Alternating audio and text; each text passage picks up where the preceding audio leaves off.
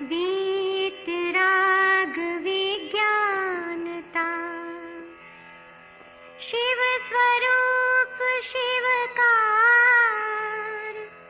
नमः त्रियोग संहार के।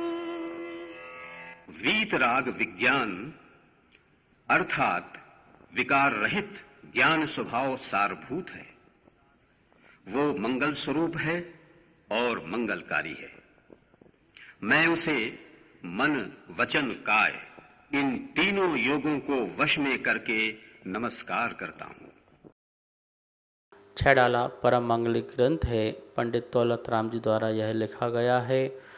6 इसमें ढाल हैं। तीसरी ढाल का हम स्वाध्याय कर रहे थे और 12वें नंबर का छंद जिसमें देख रहे थे कि किस प्रकार से 8 शंका आदि दोष का हमें निवारण करना चाहिए और उसके जो विरोध में जो शंका आदि हैं उनके निशंकित आदि जो अंग हैं उसे हमें प्रकट करना चाहिए। शंका आदि का जो दोष हैं वो कब प्रकट होते हैं, जब हम निशंकित आदि अंग को प्रकट नहीं कर पाते हैं। तो देखा जाए निशंकित के विरोध में शंका है, निकांक्षित के विरोध में कांक्षा है, ठीक है ना। इसी प्रकार से सारे के सारे 8 आप लगा सकते हैं।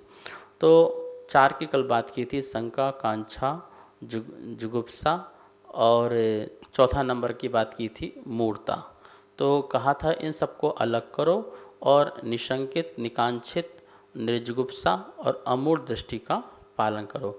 आज उसके आगे के अंगों की बात करेंगे और अभी तो हम आपको संक्षेप में बता रहे हैं, आगे चल कर के विस्तार रूप से भी इसका वर्णन करेंगे। 12वें नंबर के छंद का जो 2 लाइन जो नीचे वाली हैं आज उसकी बात करते हैं। निज गुण अरु पर ओगुण ढाके, वा निज धर्म बढ़ावे, कामादिक कर वृषते चिगदे, निज पर को सुदृढ़ावे। सुदृढ़ होना है। तो निज गुण अरु पर ओगुण ढाके, क्या करना है? निज गुण, अरु और परगुण, अपने निज गुणों को और दूसरों के परगुणों को, दूसरों के जो अवगुण हैं उनको क्या करना है? ढाके। ढांकना दोनों में है, ध्यान रखना। ऐसे नहीं अपने निज गुणों को तो बहुत उजागर करो कि मैं ऐसा हूँ, मैंने ये किया, मैंने वो किया, ऐसा नहीं। और पर के अवगुण जो हैं उनको बताना प्रारंभ करो। भाई अपनी भी मुख से प्रशंसा मत करो, अपने मुख से प्रशंसा मत करो कि मैंने ये किया, मैंने ये कर दिया, मैंने वो कर दिया, मैं ऐसा हूँ, मैं इतना धर्मात्मा हूँ, मैं तो रोज़ समय से कर बंदा करने जाता हूँ, साल में रोज़ मंदिर जाता हूँ, रोज़ अभिषेक करने जाता हूँ, इतने उपास करता हूँ, ये करता हूँ, वो करता हूँ। क्यों, किसको बता रहे हो? आपको पता है ना आपने क्यों किया, अपने कल्याण के लिए किया ना, तो आप अपने तक रखो। तो निज गुण को भी ढाको, आपके पास जो निज गुण हैं उनको ढाको, अरु पर ओ गुण ढाको, दूसरों के जो अवगुण हैं उनको ढाको और दूसरों के जो गुण हैं उनको उजागर करो। दूसरों की खूब प्रशंसा करो, उसके धर्म की खूब प्रशंसा कीजिए, उसकी अच्छाई की खूब प्रशंसा कीजिए, जिससे लोगों को और प्रेरणा मिले, लोग भी और उत्साहित हों, उल्लासित हों, आनंदित हों। तो दूसरों की गुणों को गान करो, आप कितना भी करो, लेकिन कोई भी उनके अंदर एक भी अवगुण हो तो हमें सबके सामने ढांकना चाहिए, उजागर मत करो। मान लो कोई व्यक्ति है आपके समाज में और शराब पीता है, तो क्या करो, आपको पता है, बाकी किसी को पता नहीं है, और आप पीठ पीछे जो है सारी दुनिया को गाते फिरते रहते हो, देखो वो तो शराबी है, वो तो शराबी है, वो तो शराबी है। तो आप क्या कर रहे हो? आप क्या कर रहे हो? क्या उसको ठीक कर रहे हो? क्या आपको बोलना ही था तो उसी को बोल देते, भाई साहब क्यों पीते हो, नुकसानदायक है, बीमारी का कारण है, समय की बर्बादी है, पैसे की बर्बादी है, परिवार में समाज में क्या असर होगा। आप समझा सको उसी को समझाओ, लेकिन आप तो उसके अवगुण को अवगुण को क्या कर रहे हो, दुनिया को बता रहे हो। तो आप हितकारी नहीं हो, आप अहितकारी हो। आप उसका अहित करना चाहते हो। सच में तो यह है कि आपके अंदर रंजस है, आप उसको जो अवगुण है उसको जगत को बता करके आप उसके ऊपर पैर रख करके उठना चाह रहे हो। लेकिन महानुभाव, कोई किसी के ऊपर पैर रख करके उठता नहीं है, और उठेगा भी तो ज़्यादा देर तक खड़ा नहीं हो सकता है, कभी भी धाराशायी हो जाएगा। तुम भी गिर जाओगे नीचे। इसलिए कभी नहीं, अपने पैरों में खड़े हो, आप अपने आप को सज्जन बनाओ, अच्छा बनाओ। और किसी के अवगुण हैं तो जगत के सामने क्या करो, उसको ढांक के रखो। समझाना है अकेले में जाके समझाओ, यही बात यहाँ पे कही। इसी को यदि आप सबके सामने उजागर करते हो तो क्या हो जाओगे आप, अनुपगूहन, ये दोष हो जाएगा। और ढांक देते हो तो हो जाएगा उपगूहन। क्या हो जाएगा, निज गुण अरु पर ओगुण ढाके। अपने निज गुणों को भी ढांक के रखो और पर गुणों के जो उनको ढांक के रखो, तो ये तो हो गया उपगूहन अंग। उपगूहन करना, उसे ढांकना, उसे छुपाना, छिपा के रखना उसके गुणों को, अपने गुणों को भी, तो ये क्या हो गया, उपगूहन। और नहीं करते हो तो अनुपगूहन नाम का दोष हो जाएगा, उससे उल्टा ले जाओ तो अनुपगूहन हो जाएगा। ठीक है। वा तथा निज धर्म बढ़ावे। अब क्या कह रहे हैं, निज धर्म को क्या करे, जो बढ़ावे, अपने धर्म को जो है बढ़ाता है, वो स्थितिकरण है। अपने धर्म को भी और सामने वाले के भी धर्म को जो बढ़ाता है। कोई व्यक्ति जो है अपने धर्म मार्ग से च्युत हो गया, लिखा है ना, काम आदि कर वृषते चिकते। जो काम आदि जो हैं, काम, क्रोध, मान, माया, लोभ, ये जो भी बुराइयां हैं, इनके निमित्त से कोई व्यक्ति मान लो धर्म से च्युत हो गया, धर्मात्मा पने से हट गया, तो क्या करो, तो उसकी बुराई नहीं, कह रहे हैं उसके धर्म को बढ़ाओ, उसकी भी धर्म को बढ़ाओ और अपने धर्म को भी बढ़ाओ। स्थितिकरण कहा है इसके लिए, निज धर्म बढ़ावे। क्या करो, वहाँ तो बोला दूसरे के जो गुण हैं उनको, अवगुण हैं उनको ढांक के रखो, और अच्छे गुण हैं उनको बढ़ाओ, और अपने भी जो निज गुण हैं, अच्छे गुण हैं, उसको छुपा के रखो, निज धर्म बढ़ाओ, अपने धर्म को बढ़ाइए। तो ये आपका हो गया उपगूहन अंग। और स्थितिकरण अंग में क्या बात कह दी, कोई काम आदि के से वृषते, धर्म से च्युत होता है, चिगता है, तो निज पर को सुदनावे, अपने को भी और पर को भी, दोनों को, अपने को भी और पर को सुदृढ़ करे, मजबूत करे। कि देखो यदि मैं अपने आप में ईमानदार नहीं हूँ तो क्यों नहीं हूँ, इस प्रकार से अपने को ईमानदार बनना है, इस प्रकार से अपने आप को दृढ़ करो। और आपके जो आश्रयवान लोग हैं, जो आपकी सुन सकते हैं, जहाँ आपकी सुनवाई हो सकती है, जैसे आप सुधार सकते हैं, तो उनका हृदय का मित्र बन करके, उनका हृदय का मित्र बनना, उनका कोई छोटा बड़ा का व्यवहार नहीं, हृदय का मित्र बन करके उसको भी दृढ़ करना कि नहीं आप ऐसे करेंगे तो बहुत अच्छा रहेगा, और आपका भी भाव अच्छा रहेगा, जगत में भी प्रशंसा होगी, धर्म बढ़ेगा। इस प्रकार से निज पर को सुदृढ़ावे, निज और पर को जो अच्छी तरह से जो दृढ़ करता है। जैसे मैं रत्नत्रय को धारण किया है और मुझे लगा कि नहीं, मैं कहीं ना कहीं जो है गलत हूँ, तो मुझे सामायिक के काल में, ध्यान के काल में चिंतन करके अपने आप को संबोधन करके मुझे दृढ़ करना चाहिए, नहीं मुझे अब ऐसा करना है, ये तो गलत है, ये तो अच्छा नहीं है। तो इस प्रकार से अपने चारित्र को, अपने व्रत को, अपने संयम को अपने ही संबोधन से दृढ़ करना, ये स्थितिकरण है, ये निज धर्म को बढ़ाना हुआ। और मेरे सहपाठी गण भी इस प्रकार से हैं, तो मैं भी उनको किसी न प्रकार से उनको भी उसमें दृढ़ कर दूं, उनको भी उसी में दृढ़ कर दूं। इस प्रकार का जब भाव आएगा तो वह कहलाएगा स्थितिकरण। उपगूहन अंग मात्र से काम नहीं चलेगा। उपगुण में आपने किसी के अवगुण को छिपा दिया, आप ही प्रश्न कर सकते हो, फिर तो ये बुराई संसार में बहुत बढ़ जाएगी। दूसरे के अवगुण को छिपाते रहो और बस बुराइयों को बढ़ने दो। मतलब कि दूध में मक्खी गिर रही है, निकाल के पीते रहो, तो ये तो क्या होगा, तो अच्छी बात नहीं है। हम देख रहे हैं फिर भी पी रहे हैं, तो ये तो अच्छी बात नहीं है। वो तो बताना ही पड़ेगा, हमें संसार को जगाना ही पड़ेगा, ठीक है ना। ऐसे कितने लोगों ने चैनल खोल के बैठ गए हैं जिनका यही काम है कि कुछ बात आई, मसाला बनाया और दे दिया, छा गए। भैया ये अच्छा बात थोड़ी है, ये उजागर वाली बातें नहीं होती हैं। उपगूहन पहले तो रोको, नहीं भैया ऐसा नहीं हुआ, ऐसा नहीं हुआ, ऐसा नहीं हुआ, तो गलत है, गलत है, गलत है, ये बात गलत है। उपगूहन करो और फिर जिसकी गलती है उसके पास जाकर स्थितिकरण भी करो। उपगुहन के साथ स्थितिकरण लगा हुआ है, साथ साथ होना है। स्थितिकरण से आप अपने आप को भी दृढ़ कर रहे हो, सम्यक दर्शन से अपने आप को दृढ़ कर रहे हो कि आपको कितनी श्रद्धा है आपको जिन धर्म पर कि जिन धर्म की अप्रभावना ना हो जाए। तो इसलिए तो आप स्थिरीकरण करने गए हो दूसरे का, क्योंकि आपको जिन धर्म की अप्रभावना पसंद नहीं है। लेकिन जगत को बता करके नहीं, दुनिया को बता करके नहीं, हल्ला गुल्ला करके नहीं, न्यूज़पेपर में निकाल के नहीं, व्हाट्सएप फेसबुक में करके नहीं, ना ही कुछ चैनल के माध्यम से कुछ बताने की आवश्यकता है। अपितु आप जाकर के हृदय के मित्र बन के सामने वाले पास जाकर के लघु बन करके आप समझाने का प्रयास करें।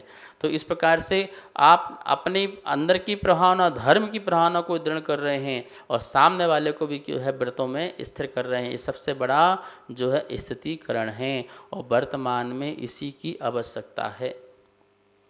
इस पंचम काल में और वर्तमान के काल में उपगुहन अंग और स्थितिकरण समझ लो इतना जबरदस्त भगवान महावीर स्वामी का उपदेश है। यदि इसको लागू कर दिया जाए तो जिन शासन की बहुत बड़ी रक्षा हो सकती है। और जो लोग इन दो तत्वों को नहीं समझते हैं उन्हीं के द्वारा जो है जिन शासन की बहुत बड़ी अप्रभावना हो जाया करती है। तो समाज को इस पर चिंतन करना चाहिए, विद्वानों को इस पर चिंतन करना चाहिए और साधु गुणों को भी कि इस उपगुहन को और इसको स्थितीकरण को इतना फैलाओ, लोगों के मानसिकता में बैठाओ कि भैया धर्म की प्रभावना के लिए दो अंग बहुत ज़रूरी हैं। रथ ना निकालो कोई दिक्कत नहीं है, कोई शोभा यात्रा निकालो कोई ज़रूरी नहीं है, मत करो क्या बोलते रोज़ पूजा पाठ प्रभावना जो पंचणाक आदि हैं, लेकिन इन दो अंगों का पालन तो जरूर करो, उपगुहन और स्थितीकरण, जो बहुत हमारी समाज की रीढ़ बन सकती है। चलिए, तो यहाँ तक जो है जो बात हुई वो किसकी बात हो गई, उपगुहन की और स्थितीकरण की। तो कल 4 दोषों की बात हुई थी और आज अनुपगुहनकरण और अस्थितीकरण। अस्थितीकरण दोष है, अनुपगुहनकरण दोष है, और यदि दोष हट जाते हैं तो उपगुहन अंग हमें प्रकट हो जाएगा और स्थितीकरण अंग भी हमारे पास प्रकट हो जाएगा। तो आपने देखा दोष दूर हो जाते हैं तो गुण प्रकट हो जाया करते हैं। अब दो दोष और बचे हुए हैं, तो उनकी चर्चा जो है छंद में की गई है, पर वो छंद हमें पूरा नहीं पढ़ना है, मात्र 2 लाइन का पहले छंद पढ़ना है, क्योंकि उस 2 लाइन के छंद में ही 2 बातें हो जाएंगी। तो आइए सबसे पहले उमा गर्ग की आवाज़ में छंद का मात्र 2 पंक्तियाँ पढ़ते हैं। धर्मे सो गौवच्छ प्रीति सम कर जिन धर्म दीपावे, इन गुण ते विपरीत दोष बसु तिनको सतत खिपावे। 2 लाइन अपन ने पढ़ी सुनी और कितनी सुंदर बात कही, वात्सल्य अंग की और प्रभावना अंग की। ठीक है ना, यदि वात्सल्य नहीं है तो अवात्सल्य होगा, तो अवात्सल्य दोष हो जाएगा। प्रभावना नहीं है तो अप्रभावना हो जाएगी, तो अप्रभावना दोष हो जाएगा, तो वह आपका सम्यक दर्शन का दोष कहलाएगा।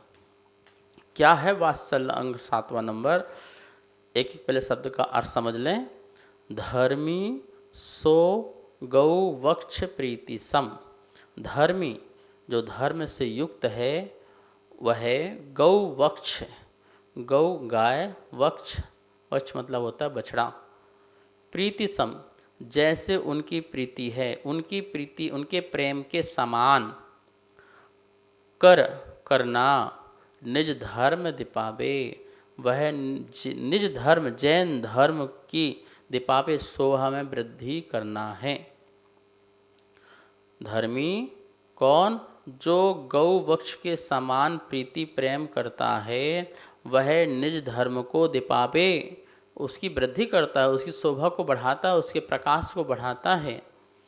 इन गुणते विपरीत दोष बसु। ठीक है, यहाँ पे देखिए एक लाइन में 2 चीज़ की बात हो गई। धर्मी सो गौ वक्ष प्रीति सम, ये तो वात्सल्य अंग हो गया, और जिन धर्म में दीपावे वो हो गया प्रभावना। 2 बात हुई, 2 बात हो गई यहाँ पर समझना। एक छंद में ही, एक छंद की एक ही लाइन में 2 की बात हो गई कि धर्मी जो गौ वक्ष के समान प्रेम करता है तो वह वात्सल्य अंग है, और नहीं करता तो अवात्सल है।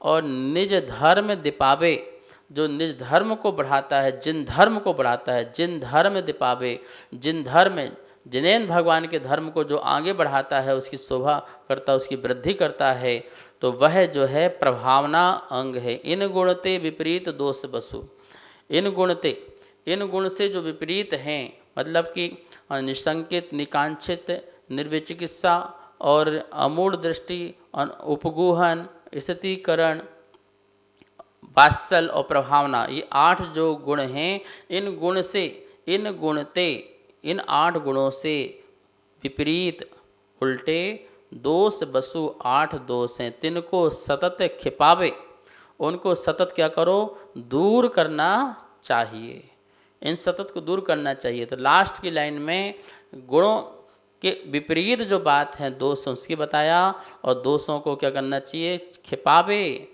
क्षय कर देना चाहिए, हटा देना चाहिए, ऐसी यहाँ पर बात की।